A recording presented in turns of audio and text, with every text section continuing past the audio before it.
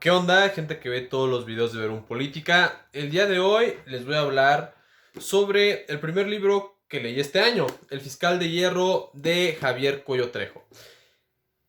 Este señor, Javier Cuello Trejo, puede que para muchas personas todavía sea desconocido, pero resulta que este hombre fue abogado de Lozoya, ha sido abogado de numerosos políticos, porque desde los últimos 30 años se ha dedicado principalmente a litigar.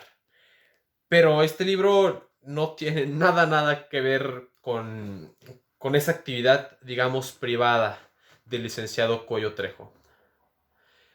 Es un libro que quiero compartirles porque se me hizo un libro con experiencias valiosas e ilustrativas que nos puede ayudar a entender mejor la política nacional y también a ver de una manera más amena parte de los elementos políticos que vimos principalmente en las últimas 2, 3 décadas del siglo XX. Bueno, Javier Cuello Trejo se le apodó como el fiscal de hierro. Fue José López Portillo quien le puso este apodo, el fiscal de hierro. Y propiamente no fue un fiscal, fue un procurador, que es muy similar, ostentaba ese cargo.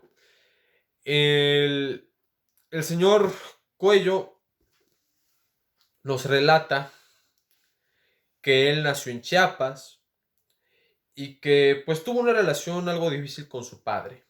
No, el señor Cuello Trejo no creció con ninguna desventaja.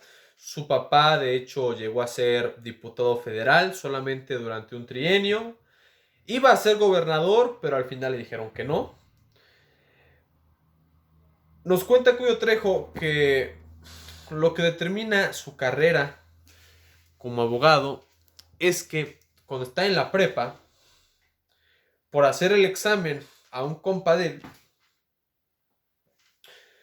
pues el profesor pues, lo regañó. Le faltó el respeto además al señor Cuello Trejo y él nos relata que, pues, que le dio en su madre, básicamente. Le respondió con golpes al profe de la prepa. Bueno, como el señor Javier Cuello tenía una relación complicada con su papá pues lo corre de la casa y se va a vivir con un amigo de su papá y el gobernador le da una sinecura, un trabajillo, ahí para que se mantuviera. Le da el puesto de asesor jurídico en un instituto que está relacionado a la atención de los derechos de los indígenas. Y ahí Cuello, pues tenía, si mal no recuerdo, 17 años. Pues ya había apenas comenzado a estudiar derecho. Se decide por derecho porque él nos dice que en ese tiempo en Chiapas era o ser abogado o ser maestro. No había de otras sopas. Y ahí se agarra algún problemilla porque pues de repente dijo, no, la neta está muy feo esto que le hacen a los indígenas. Nos relata él que, que había gente que los contrataba con base en engaños y que muchas veces los indígenas ni siquiera hablaban español y tenían un trato injusto y esto le molestaba al fiscal de hierro en esa edad tan joven. Pues dijo, no, yo quiero hacer justicia. Pero le dijeron, oye, a ver, me estás causando aquí un problema. Yo nomás te di este puesto de asesor jurídico para que te mantengas un poco. No, no es por otra cosa. No, pero es que yo quiero hacer justicia, nos dice el licenciado Javier, que replicaba.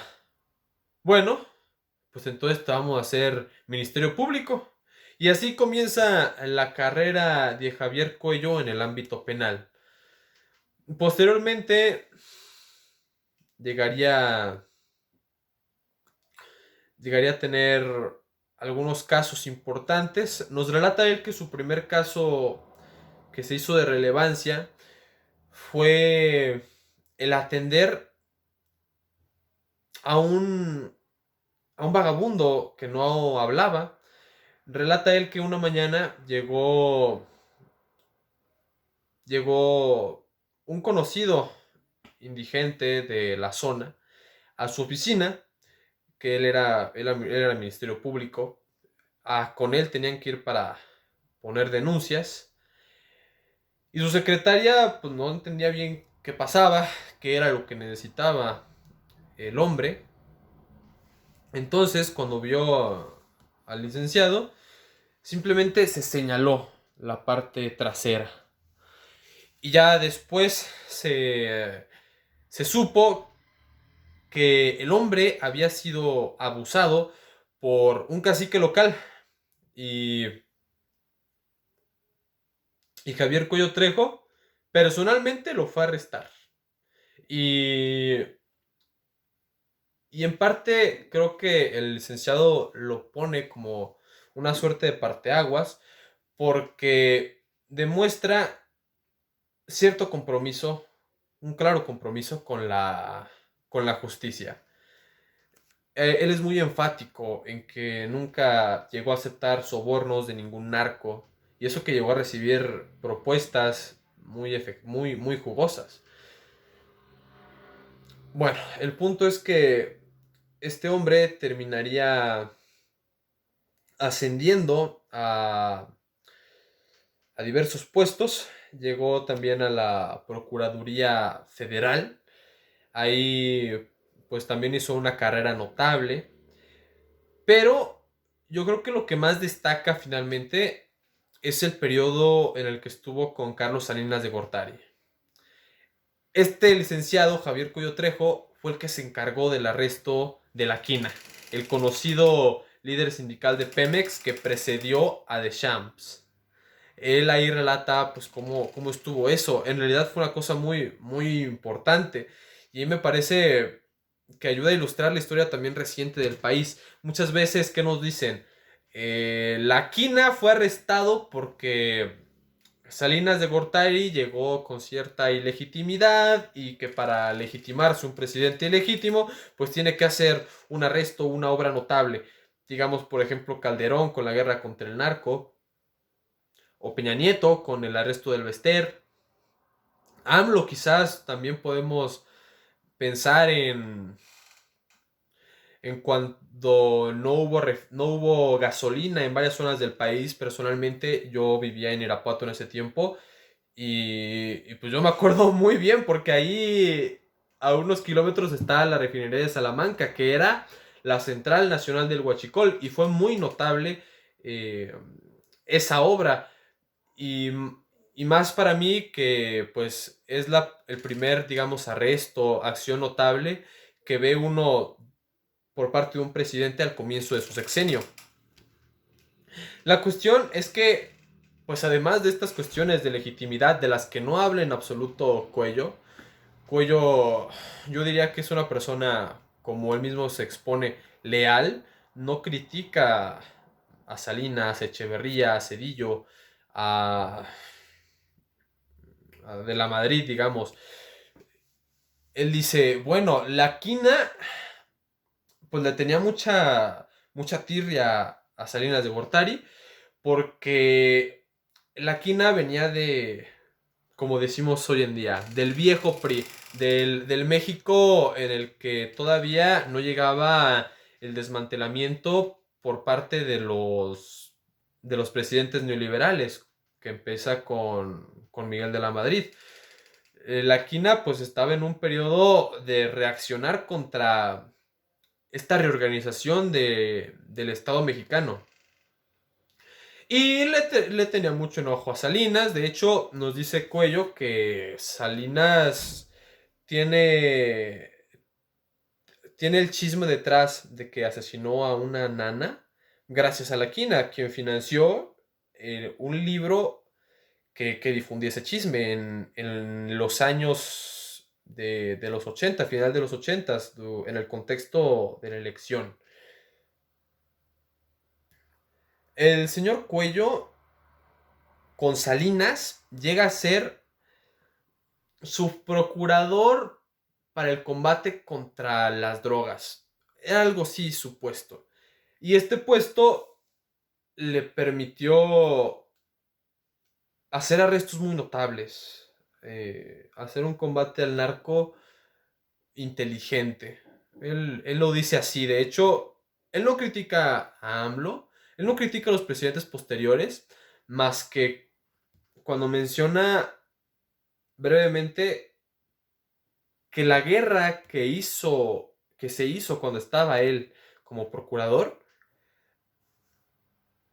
era una guerra inteligente contra el narco. A diferencia, dice él mismo, de la guerra de Felipe Calderón. O sea, no es una crítica tan dura, pero ahí está. Ahí está. A juicio del fiscal de hierro, Felipe Calderón pues tuvo una guerra improvisada. Y en ese tiempo, y como expone él, pues sí te convence que había pues un contexto muy distinto. O sea, además de que el problema con las drogas era menor, pues sí había un combate más significativo, una gran cantidad eh, ¿cómo se dice? De confiscaciones de droga, dice en algún momento, confiscamos esta decena de kilos de cocaína. En estos días eso no es nada, pero en aquel tiempo era mucho. El señor, creo que uno de los casos también más notables es que él fue el primero en arrestar por primera vez al Señor de los Cielos. Él nos cuenta que él se encargó de que tuviera pues un trato justo. Nos dice que en ese tiempo era un narco de medio pelo, pero que al ser respetuoso en el proceso, al no torturarlo, al no ir contra su familia, se ganó un favor por parte del Señor de los Cielos. Nos relata aquí que él le dio el aviso a Javier Cuello Trejo de que iban a tratar de secuestrar a su hijo. En ese tiempo Salinas era presidente y él le dijo, bueno, le agradezco mucho que me dé esta información, pero usted no haga nada más. Informó al Estado Mayor Presidencial y ya. Se encargaron de encarcelar a los que efectivamente iban a tratar de secuestrar a su hijo cuando iba a la escuela. Y creo que otro caso notable es que este hombre nos cuenta de muchísimas veces que lo intentaron de sobornar, de varias veces en las que colaboradores cercanos a él fueron corrompidos. Pero hubo un caso en particular que me llamó mucho la atención.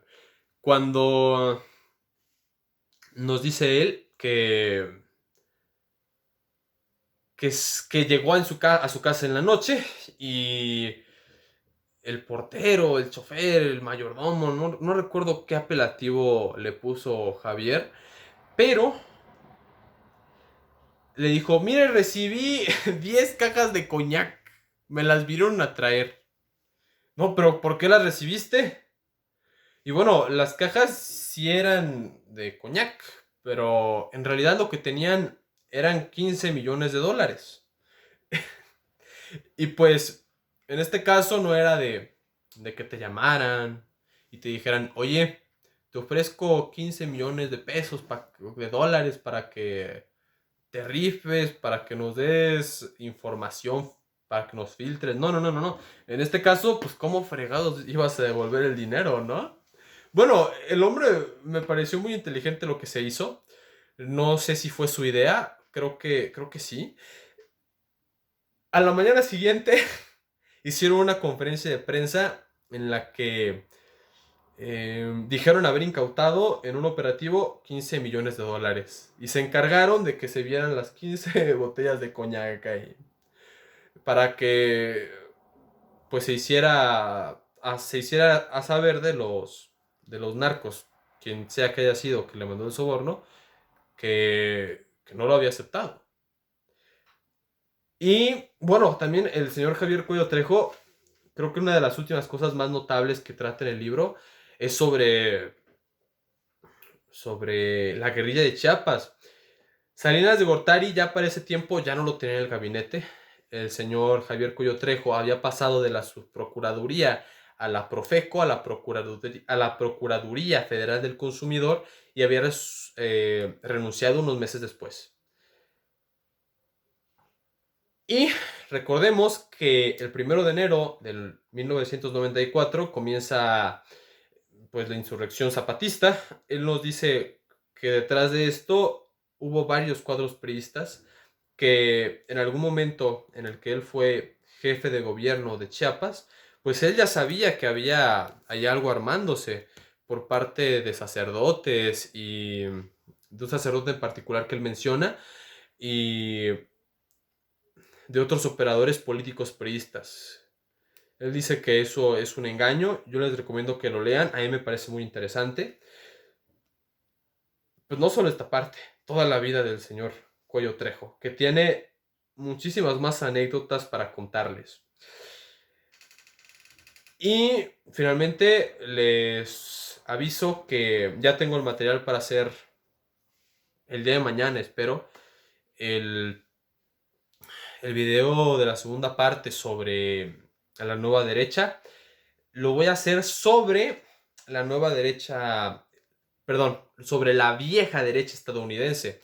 Por lo que he investigado, pues hay una relación muy amplia entre lo que es la vieja derecha estadounidense y ya después lo que sería el señor Rothbard. Hay allí una afinidad intelectual. Y el concepto este de New Right, nueva derecha en inglés, pues estaría alejado de lo que hoy en Latinoamérica nos están tratando de vender como nueva derecha. Bueno, nos vemos.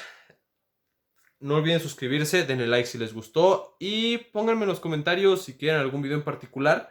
También hoy justamente estaba escribiendo sobre Menger, sobre su teoría general del bien, la verdad, sobre su teoría general del bien, la teoría del valor.